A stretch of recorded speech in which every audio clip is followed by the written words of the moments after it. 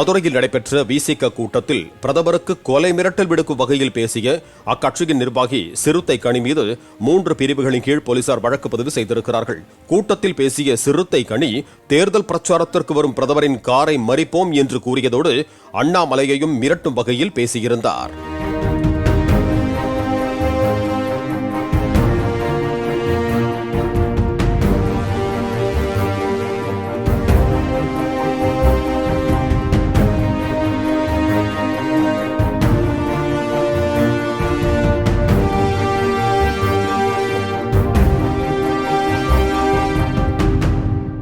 Play store மற்றும் app ஸ்டோரில் இருந்து பாலிமர் செயலியை QR கோடு மூலம் பதிவிறக்கம் செய்யுங்கள்.